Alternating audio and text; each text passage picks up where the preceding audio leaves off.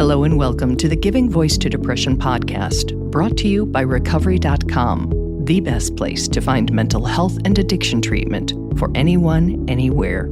Each week, we profile a guest who shares openly about their mental health journey. They share because they understand that when people don't talk about their depression or other mental health conditions, those of us who do struggle with them can feel like we're the only ones, that there's something wrong with us and that no one understands. We understand. I'm Terry McGuire, the creator and co-host of this podcast. You have my promise that we'll keep it real here. Depression is real, and we're not going to sugarcoat our discussions about it. Hope is also real, and you'll get a dose of that here too. I'm Carly McCollow, a licensed social worker and educator, and Terry's daughter. We've both experienced depression and also support loved ones struggling with it. We're here to normalize talking about depression and mental health in our communities, as well as our families. And to share real-world tested strategies that have worked for other people who have walked similar paths. Thanks for joining us. We record a couple new interviews each month and also replay some of our best ones from the archive so that newer listeners don't miss out on those. This episode is from the early years when my Aunt Bridget was co-hosting. Hi, Bridget. Hi, Terry. We like to talk about ways to hold off or minimize depression's oppression. And one way that I personally feel very passionate about because it brings me joy. And I said joy, that's a big deal. You're never alone, unconditional love, both giving and receiving, deep connection, a sense of purpose, as much physical touch as you want. And in my case, that's a lot. Companionship, laughter, something to talk to, and it's all rolled up in warm, soft, cozy, cuddly fur. That's right. Today we're talking about fur babies and what a difference they can make. Yes, today's topic is how dogs help with depression.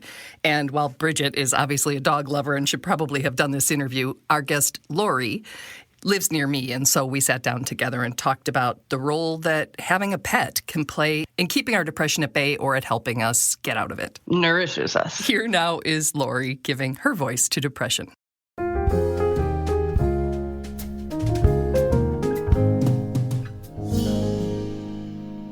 All right, we got this. Okay, so, hi. Hi, Terry. We'll start with depression and how it has affected your life. Okay. I grew up with a mother who was never diagnosed with depression, but suffered greatly from it. Mm-hmm. And her family had suffered greatly from it. I had an uncle who took his own life, who lost all hope of living and reason for living. And I had an aunt who decided to end her life. She had a child out of wedlock, and for that generation, it was a complete taboo to have something like that happen. Discussions about dark or disordered moods or mental illnesses were also definitely discouraged. And my mother had a horrible upbringing where she couldn't talk about how she felt. So she suffered very quietly. Mm-hmm. And she would retreat into her bedroom where she wanted to be alone. She started volunteering at a counseling center, which helped her gain experience and recognize what was going on with her. But it was always a taboo subject for us to have in the house. You know, why are you blue? I'm fine. What's going on? Nothing. You know, if you showed any sort of humanity in my home, in my Jewish upbringing, you know, you felt guilty, you felt that you were doing something wrong, you felt that you were a loser. And then, as there often is with that kind of family history, Lori's own experiences. I've gone in and out of it at certain times in my life. Mm-hmm. Most recently, when I went through a very painful, not an ugly divorce, but a very painful divorce. And after I found out what the circumstances were in my former marriage, I really went through a period of just what I call swimming through mud. And this swimming through mud were days on end that I could barely get out of bed. Mm-hmm. And I couldn't get out of my own way. And that was coupled with medication that I was on for a medical problem. And that made me even more zombie-like. Thank God I had sold my business and I had funding, because I'm thinking if I didn't have that funding and I had a job, I don't think I could have worked. It was that hard to function. Lori says the things that kept her functioning were her animals. Had I not had animals, I really theoretically, instinctively would not have gotten out of bed. That's how sad I was. I was at a point where I wanted my life to end. I was so heartbroken by the end of this marriage. I know all too well what that feels like. Yeah, I mean, and that mud, it went on for about a year. So let's talk about them. Okay. Tell me about your guys. At the time, I had 3 standard poodles, and I'm a rescue girl, and standard poodles are my breed. Here in the studio, I have Little Bit with us, and she's down on the floor, and she's actually a certified therapy dog. And they provided such love and companionship and loyalty to me, in so much that I never felt alone. I felt that I always had an ally with me. And not just an ally. Lori credits her pets with actual healing, too. But the curious thing is, Jackson Brown was clearly my ex-husband's dog. But as it turns out, Brown became my fierce protector. He wouldn't leave my side. He knew that I was hurting, and he knew what I needed, just instinctively. And he healed my heart. He really did. He healed my heart. Okay, so loyalty and companionship, we've got that as one of the things. In what other ways have pets, particular dogs, helped you manage or stay out of or not be alone when you're in your depression? Right. The exercise factor. So dogs need a lot of physical and mental stimulation. When you're going through such a down spot of feeling that you can't go on, the fact that you have to get up and move, they made me get out and walk in every kind of weather. I mean, I didn't want to walk in 35 below weather, but I had to. So the fact that I was out and about, people would stop and say, "Oh my God, those are beautiful dogs." I was speaking to people. Just the fact that I got out of my hole and I was out in public, functioning, in a way contributing to society, at least I was contributing to my dog's health, that helped me get out of the funk that I was in. And since Lori was home-based at the time, her dog's needs and schedules provided needed structure, purpose, and distraction as well. They provide a level of normalcy when your life is chaotic and you're feeling upside down. They don't need much. They need consistency. They need walks, they need feeding, and they need love. That's what they need. And it also gives you a purpose when you're in those dark, dark days that you have to provide that for them. You have to get out of your own self and think, okay, there's another living being here that I need to take care of. Right. Yeah. When you talk about walking with them, and I'm wondering if a walk on a morning where you're feeling fine, like presumably like this morning, versus when you're in it. Yes. What's the difference? Is there a difference when you're taking that walk? Is it like, are you wearing Frankenstein boots? I never have trouble walking. What I have trouble doing is not crying. There was a period, really, of 6 months that I just walked and cried and walked. And I didn't care what people were thinking because I couldn't get out of my own self, and I didn't really care what people were thinking of me. And then there are times that you are just so focused on training with the dogs that you release your pain at that point because you're focusing on their needs first. I hear about distraction a lot. We've had people tell us jigsaw puzzles. You can't actually necessarily do complex math or anything because you're kind of fried. But you can do something that requires enough concentration that you're not thinking about how you feel. Yes. And it sounds like it might be a similar method for you. It is. Yeah. It absolutely is. I keep thinking the things that have snapped me out of being so low is when I do say, okay, I have to get myself up off of this couch because I'm going to sink into it pretty soon and it's not going to be pretty. But when I can focus on something else, but you know how much work it takes to be able to even focus on something when you're in that spot that you're just... Right. I can't get out of this. How do I get out of this? For me, it's, of course, my dogs. It's phoning a friend. And when I get outside and I run into someone else and I say good morning, people recognize that I'm alive. That in itself is an important thing. And maybe for you to recognize it yourself. Yes. Because you just feel so... You just feel, I know. Yeah. My brother has this great line. He said to me, Lori, you know what? If you're feeling bad, you just keep going because right down the road, you're going to turn right and it's going to get better. And I've really kept that near and dear to my heart.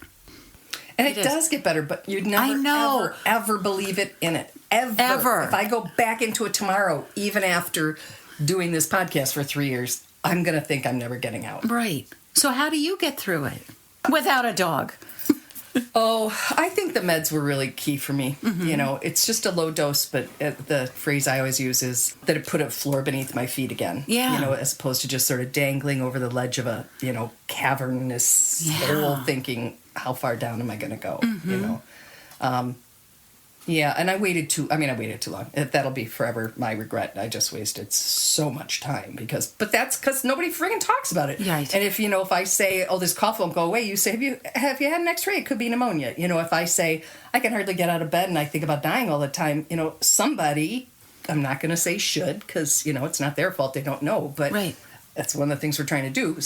If someone had said, it sounds a lot like depression. Have you talked to your doctor? And if I did, and if he gave me that prescription, that could have been 6 months in instead of 2 years in. And I regret that lost time. A sense of calm is the last one on the list from the article. Is that something that you get from them, or is it the opposite? It depends on the dog, and it depends on the time in their life. Right. So... Little Bit is almost 12 right now, so she's very calm and she's very mellow. In fact, people are always commenting, oh my God, she's so chill. Currently sleeping on the floor near our feet, yes. Exactly. But there is a sense of peace when you see a dog sleeping and when it's exhausted from playing or being walked or that kind of thing, or even just a full belly or just getting a lot of love. The same thing holds true with a cat. A lot of cat owners say, when you have a cat sleeping in your lap and purring, it really does set you into a tone of everything's going to be fine. Everything is okay. Things are at peace. If you have a dog that needs extensive exercise, I had a dog this summer that he had no off switch, but if you get the right breed and you adopt and you notice I'm saying adopt, don't shop, when you adopt the right breed for your lifestyle, it can be very, it's better than having a boyfriend, next to you. I shouldn't be saying that. No, but they provide a level of calm, of normalcy when your life is chaotic and you're feeling upside down. And it also gives you a purpose when you're in those dark, dark days. You have to get out of your own self and think, okay, there's another living being here that I need to take care of. Right. Yeah. Not all of Lori's support, of course, is furry. She also fosters and values human connection. I'll tell you something that really helps me. Every morning I text my best friend or she texts me because I live alone. At the time when we started this, she was living alone. That helps knowing that someone else is out there who you need to contact because we've had the discussion. If she doesn't hear from me by 7 a.m., she's going to call the police or the fire department and they're going to come and check on me. I don't have family here. I have a lot of friends, but knowing that someone cares about me, I could have slipped very easily into the abyss of blackness and kept swimming through that mud, and still trying. But the fact that I knew I was accountable to one person, that really helped me. And that may help the listeners too. The accountability to just one person, one text, first thing in the morning. I'm alive. How are you? And what would your reply be when she texted that and you were not well? I'd tell her, I'm blue. I'm going through a rough period. Please leave me alone, or can you meet me? Generally, it was, don't worry, I can get through it because I'm a strong woman and I can build businesses and I can handle this myself. Yeah. I don't ever, I think it's a Jewish thing. I don't want to be a burden.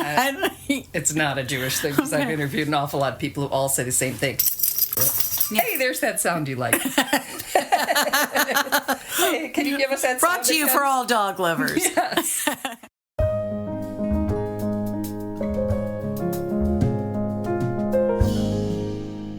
You, Bridget, are one of the biggest dog lovers I know.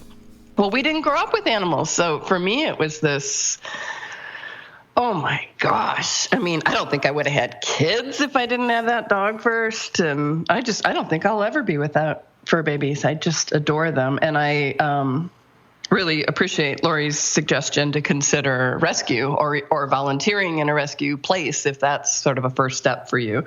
And another option, I think that if ownership is too big of a step at this point, you can consider offering to pet sit for somebody else when they go away or when they're sick, walk their dog, or maybe every Wednesday afternoon you pick up Fido down the street and get yourself to take a walk.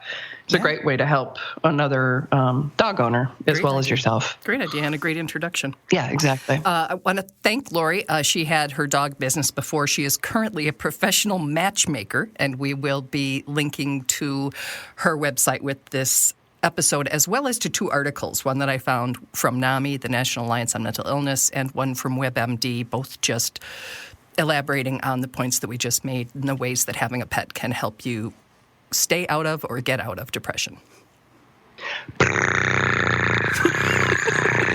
Is that your cat noise?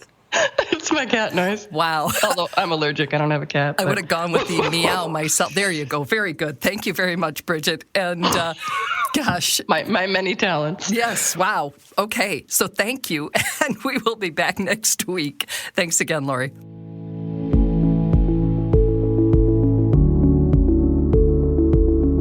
We really hope that this discussion helps give some language or context to your own depression or ideas for how to support someone else in your life living with it. We invite you to check out the hundreds of episodes in our archive and to explore both the Resource Hub and treatment options on recovery.com. Depression is too dark a road to walk alone. We'll be back next week.